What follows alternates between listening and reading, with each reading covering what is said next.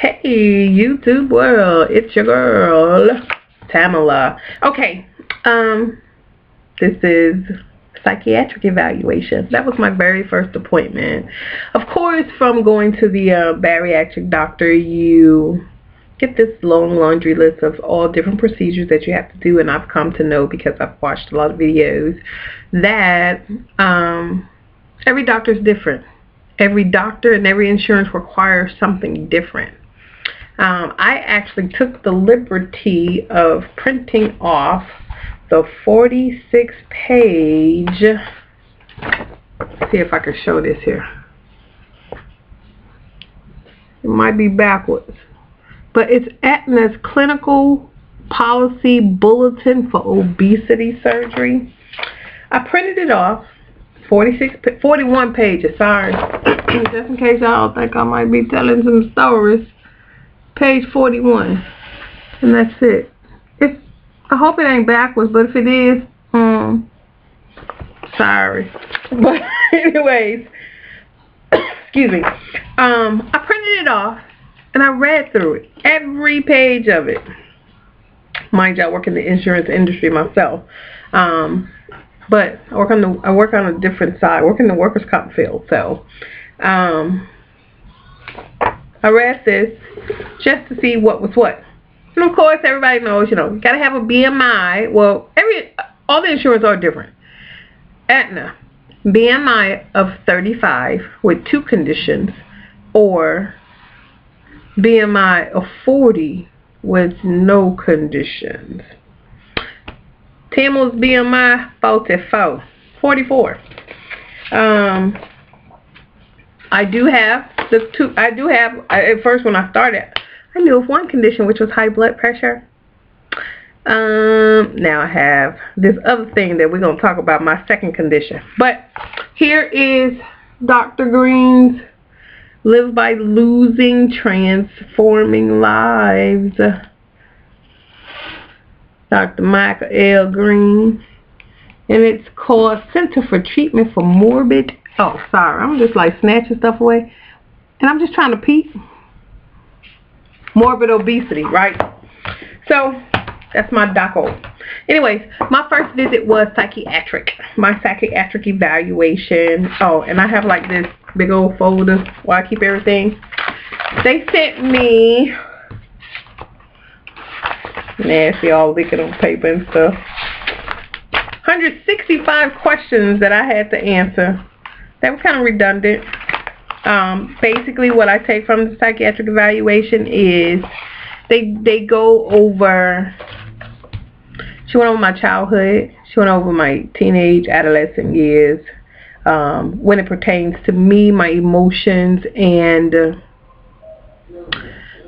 my weight. If I was athletic, sure. I was athletic in high school. I played volleyball, basketball, ran track. I even played soccer. Was very active as a kid. I grew up, was born in Louisiana, grew up, in the country. Well, my grandparents, I grew up with my parents, but grew up with my grandparents being the type of people that believed in growing and raising everything that they ate. So of course, if you big bone, that's a good thing. It was like,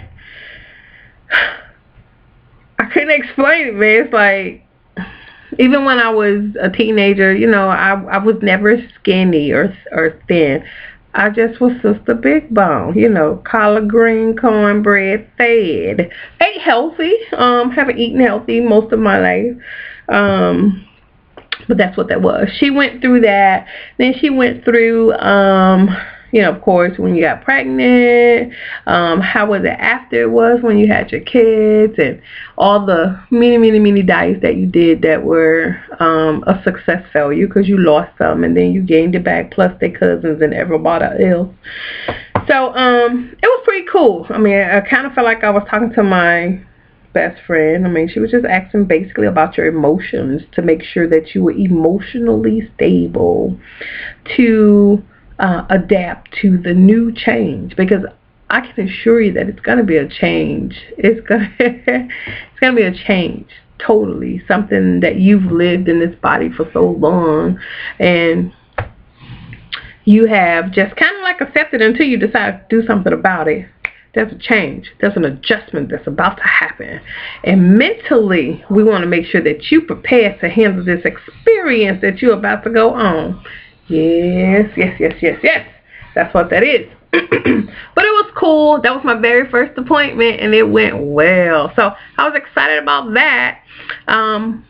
Before I left, she was like, oh, you're good. I think that this tool, which that's what it is, and I'm very aware that that's what it is going to be very good, because already in play, I shop at Sprouts. That's my favorite store. I do grass-fed beef, if any, very rare. I do a lot of fish, free-range chickens that have no hormones and no injection stuff in it. I do fresh vegetables. I don't buy anything in a can or anything that is frozen. I eat vegetables and fruits that are in season as the season change. I even attempt to do a garden in my own backyard, but Texas, you know, I ain't gonna let you have it. Excuse me, unless, you know, you dig up the little crud dirt that they have here and put some good stuff down. And I attempted to do that just a little bit last year. And I did okay. Not really. Sorry. I did okay as far as digging it and doing it and planting and getting some green stuff to come up out the ground. And I grew some cherry tomatoes and some bell peppers and stuff like that. One cherry tomato grew up on that little plant, and the damn squirrel took it. I was like, I give up. So, plus it'd be so hot here, you know, 100 and some degrees. It's like, okay, if you do this, you're going to have to do it in pots. Cool, that's what I'm trying this year. I'm going to plant tomatoes in big pots instead of putting them in the ground. At least I know it's good soil. Anyways, psychiatric is what I was talking about. So, that was that. It was easy. It was smooth. She just wanted to make sure that I was mentally stable, that I was doing this for me, and that the reason that I was doing it was because I wanted to stay around longer, to be active with my kids. A lot of the reasons were I want to get on a bike. You know, when I used to get on a bike with no problem. Man, now I get on the bike, my butt covered the whole seat.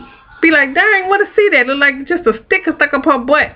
No, but I want to be able to run. I can power walk myself to nothing, but I want to run. I want to jog. I want to, you know, do active stuff with my kids. They teenagers, of course, you know, they halfway ain't got time for me. I probably get on their nerves, but anyways, they're my babies. Just wanted to make sure what you were doing was for you, that you was mentally stable to handle this change that you're going to have. And I appreciated that. I really did appreciate that. So that was my psychiatric evaluation. I aced it. My evaluation for my psychiatric evaluation was December the 19th. And I also have this stuff listed on the sideline. Was my psychiatric eval. And I'm just going to throw this in there because it's kind of short. December 24th, which was Christmas Eve, I had a gallbladder ultrasound. That was a requirement. So I did that. It worked out well. No problems. Oh, the testing did, but she did. Damn it. Don't think I'm a liar, because I ain't. The testing went well. She did say, oh, you have a few gallstones in your gallbladder. You might want to drink some milk and eat some cheese and stuff. But hey, at 40, who don't got some little stones in their gallbladder? I don't know. Hey, ain't nothing hurting me now, thank you God. But we'll see. That was that. Talk. I'll see y'all in a minute, because y'all know I'm doing this back to back to back. I'm just glad y'all can hear me now. Alright. Deuces.